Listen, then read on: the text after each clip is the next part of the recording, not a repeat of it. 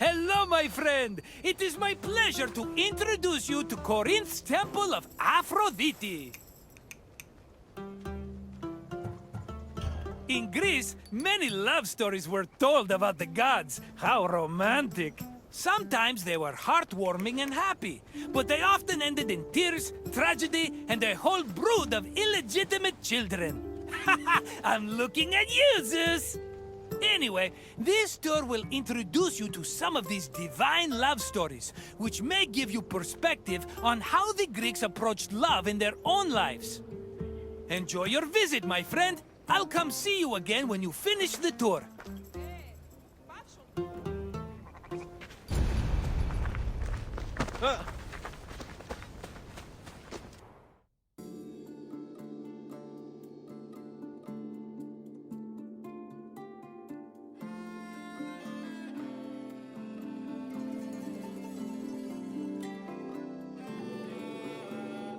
Much like Athens, Corinth had its own acropolis, called the Acrocorinth.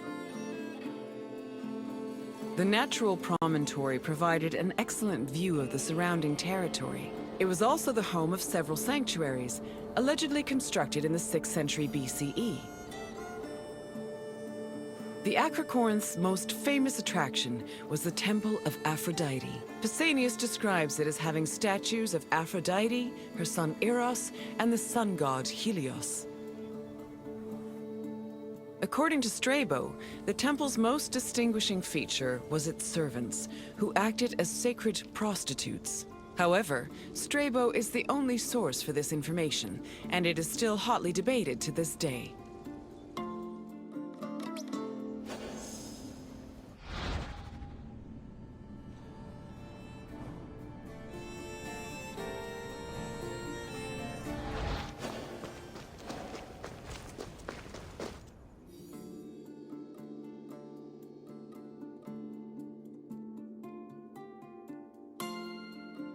Love played a large role in countless mythological stories. Zeus himself was not immune to the feeling, and fell for both mortals and other deities. Some myths centered on forbidden feelings that led to tragedy, such as Phaedra's love for her stepson Hippolytus.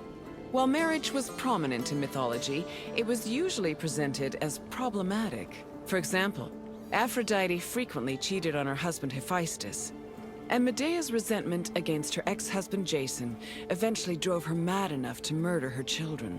These less-than-ideal depictions reflected the Greeks' idea of marriage, which they viewed as a civic duty instead of a romantic union.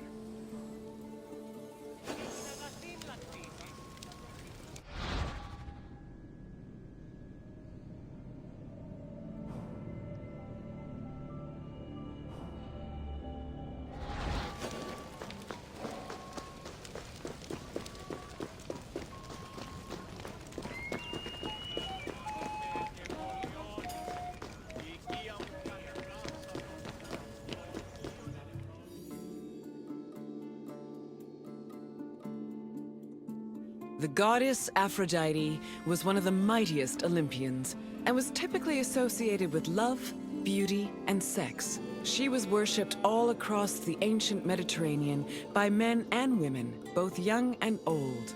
Her origins differ depending on the version of the story. The poet Hesiod says that she was born from the severed genitals of Ouranos, while Homer's version of the myth names her as the daughter of Zeus and Dione. Aphrodite appeared regularly in mythological stories and had many mortal lovers. Her favorite was Adonis, a beautiful boy who died tragically in a hunting accident. Aphrodite was devastated by his death, so she created a cult called the Adonia to commemorate him.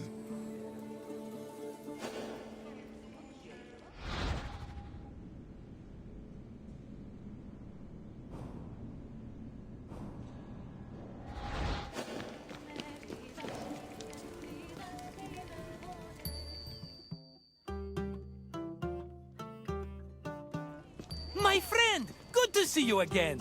I bet you were surprised by some of the stories you heard. For a bunch of immortal beings, the gods certainly were saucy, eh?